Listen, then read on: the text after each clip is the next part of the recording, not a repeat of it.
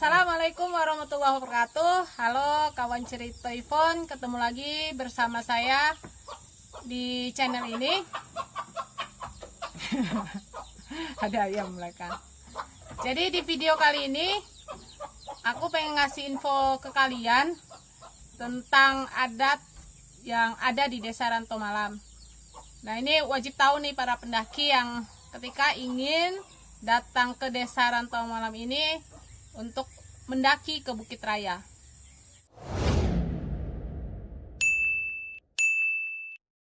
Nah, salah satu adat yang masih mereka pegang teguh yaitu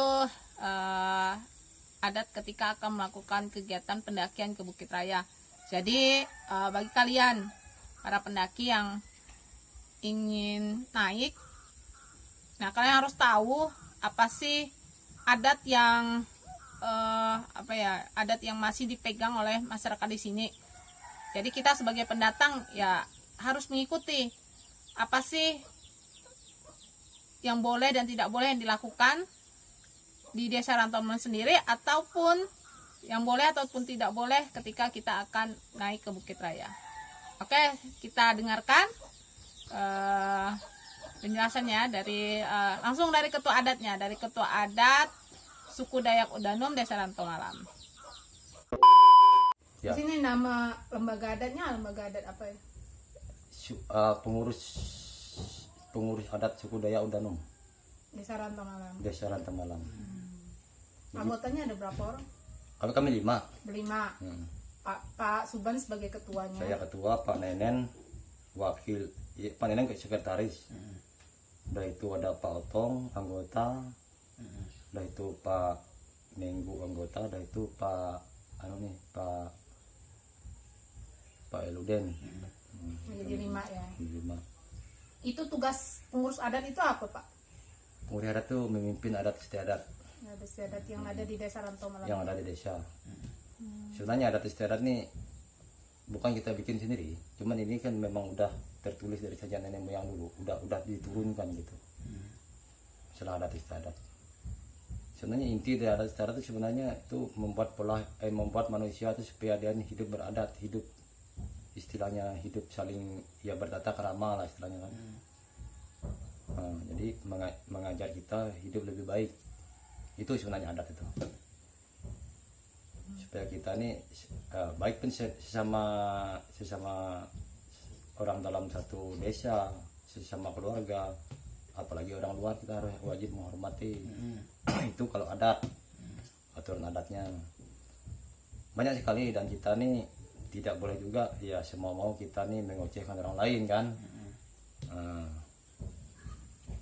Tidak bisa juga kita nih merendahkan martabat orang lain, tidak bisa kalau itu adat tuh. Seandainya terjadi nanti seseorang itu mengocehkan ataupun melukai orang lain, dia akan kena hukum denda adat. Jadi maka di sini ini harus patuh dengan adat. Kita nih di dalam kita bermasyarakat itu ya harus saling menghormati lah. Itu sebenarnya adat tuh, sebagai aturan juga betul sebetulnya. Aturan bagi masyarakat adat untuk melaksanakan kehidupan bermasyarakat, baik pun kehidupan sosial.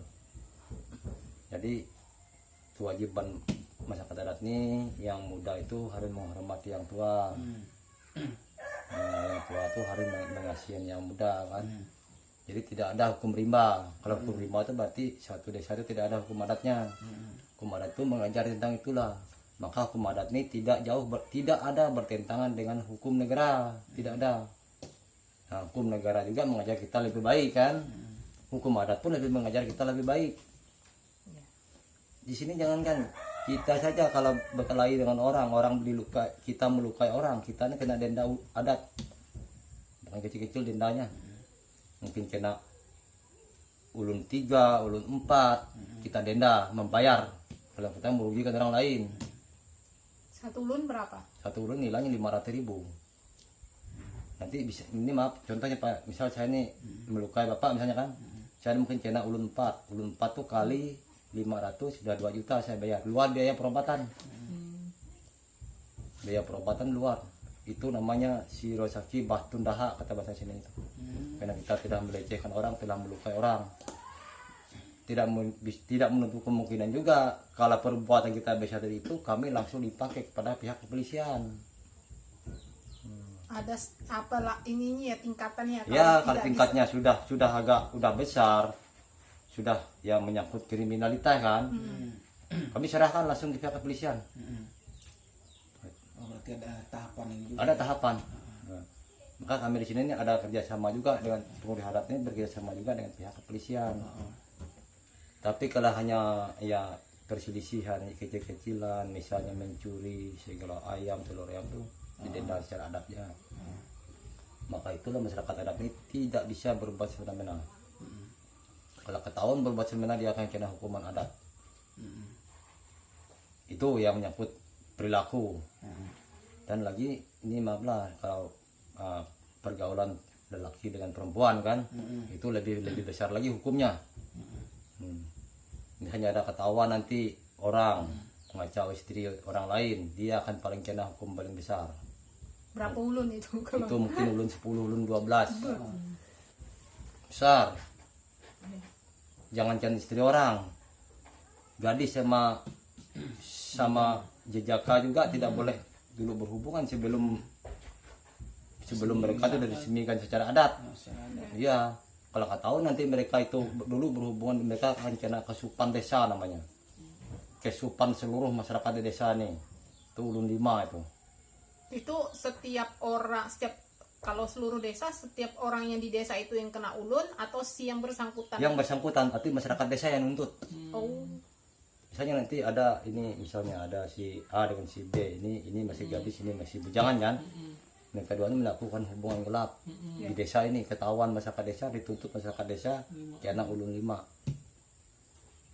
Dan itu hanya kesupannya, belum mereka dua dituntut lagi. Mungkin nanti pihak perempuan pihak orang tua perempuan yang nuntut kan. Itu lainnya dituntutnya berapa. Maka di sini aku bilang ngomong harus hati-hati kalau ini, tapi mengajar masyarakat juga supaya lebih baik kan. Nah, itulah tugas sebenarnya kami pengurus adatnya. Tugas kami memimpin adat istiadat supaya masyarakat ini bisa hidup aman.